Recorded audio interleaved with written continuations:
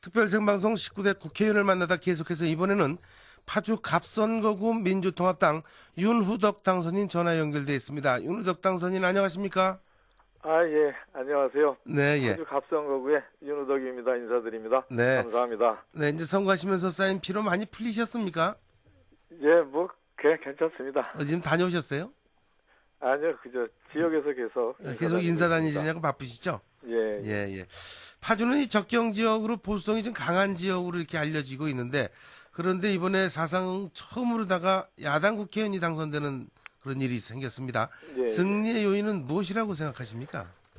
모든 선거는 두 가지 기능을 가지고 있습니다. 예. 하나는 집권, 책임을 진 그 정당과 그 세력에 대한 심판의 기능이 있고, 또 하나는 이제 새로운 선택의 기능이 있습니다. 예. 두 가지 기능을 동시에 수행하는 게 모든 선거인데, 이번 파주에는 실제 그 한 10년 동안 거대한 신도시가 만들어졌습니다. 그런데도 불구하고 도시 인프라가 전혀 갖추어지질 않고 푸대접이 무척 심했습니다. 예. 특히 지난 4년 동안 개선되기는커녕 아주 심하게 발전이 늦춰졌죠. 그래서 이 파주 발전을 지체시킨 현 정권에 대한 단호한 심판이 있었던 것으로 이렇게 생각을 합니다. 예. 그리고 이제 제대로 심부름할 수 있는 새로운 인물을 선택한 것이라고 생각하고요. 하여튼 발전 그리고 변화를 바라는 파주 시민들의 절박한 마음이 분출된 것이다. 이렇게 생각합니다. 네. 그럼 파주에서 이렇게 승리를 거두셨지만 수도권이 또 이 전국적으로 볼 때는 총선에서 민주통합당이 그렇게 좋은 성적이 아닙니다. 네. 다 이제 대선도 있고 그런데 민심을 더 얻기 위해서 많은 일들이 필요하다고 생각이 되는데 우리 윤후덕 당선인께서는 어떤 역할을 고민하고 계십니까? 우선 만족스럽지 못한 성과에 대한 원인 분석을 조금 해보고 싶어요. 예. 이게 이제 우리 민주통합당은 당권 대권이 분리되어 있는 민주적 당원을 가지고 있습니다. 네. 이게 무슨 얘기냐면은 새누리당의 이제 박근혜 위원장님은 당권과 사실상의 대권을 함께 갖고 계신 분이죠. 예. 반면에 이제 우리 민주통합당은 당헌상 대권 주자가 당 대표를 하지 못하는 시점에 들어섰고 대권 일정이 없으신 한명숙 대표가 당권을 갖고 선거를 치렀습니다. 네.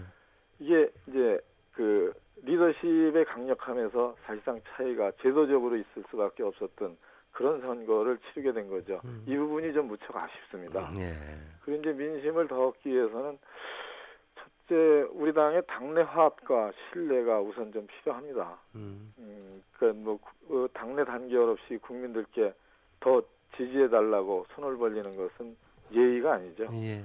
그래서 향후 후임 지도부의 역할, 원내대표 선출, 비대위 구성, 전당대, 대선 후보 경선 등 이어지는 정치 일정에서 신뢰를 근거로 한 경쟁을 하고 좋은 인물이 만들어져야 된다고 생각을 해요. 네. 알겠습니다. 우리 윤후덕 당선인께서는 19대 국회에 이제 입성을 하시게 되면 네. 어떤 분야에서 좀 일을 해보고 싶은 생각 갖고 계십니까? 우선 분야보다는 내 고향 파주 발전 그리고 또 나라 발전에 기여하고 싶어요. 우선 이제 고향 발전을 위해서는 우리 파주가 참 기회의 땅이고 약속의 땅입니다. 예. 서울시보다 한 1.5배가 되는 그러한 땅이고 또 상당히 접근성이 뛰어난 곳이죠. 그래서 이제 통일과 대륙 진출의 허브 도시가 될 수 있는 그런 좋은 땅인데 아직 좀 푸대접을 갖고 있죠. 예. 그래서 저는 파주가 대한민국의 보고라고 생각을 합니다. 예. 나라 발전을 위해서는 우리 파주가 제대로 된 중장기 플랜을 세워야 된다고 생각을 하고 이런 일을 하기 위해서 그런 일들에 적합한 그런 상임위 활동을 좀 하고 싶습니다. 네. 그다음 둘째는 대한민국의 가장 큰 문제는 양극화에 심화 있다고 생각을 해요. 네. 그래서 양극화 해소를 위해서 좀 종합적인 정책 처방이 시급합니다. 그래서 국회 내에 양극화해서 특별위원회 같은 것을 구성해서 범부처, 범상임위 차원에서 정책 마련을 하고 싶고 그런 일을 꼭 좀 하고 싶습니다. 네. 지역 발전에 앞장서시겠다는데 이 파주가 여러간에 교화라든지 운정 신도시 막 들어서면서 인구가 크게 늘어나고 있지 않습니까? 예, 예. 그만큼 이제 제일 중요한 게 이제 교통 문제인데 예. 이 교통 환경 개선을 위해서 어떤 노력을 갖고 계십니까? 이게 이제 이기 신도시입니다. 네. 이기 신도시가 사실은 지난해 말에 완성되는 게 국민과의 약속이었죠. 예. 서울대에서도 파주 발전이 푸대접 받고 지체됐다고 그랬는데 우선 이기 신도시 완성에 약속됐던 재원 배정이 빨리 이루어져야 됩니다. 예. 그것을 좀 꼭 현 정부에서라도 빨리 해야 된다라고 좀 말씀드리고 싶고 우선 이 교통 문제에서는 빨리 해결할 수 있는 광역 급행 직경버스 이런 노선들을 좀 신설하고 증설해야 하는 일이 좀 급합니다. 예. 그리고 우리는 큰 신도시로 발전하고 있는데 아직 지하철이 안 들어오고 있어요. 예. 그래서 지하철 3호선의 연장 문제가 아주 급하고요. 그리고 이제 GTX라는 새로운 교통수단이 있습니다. 예.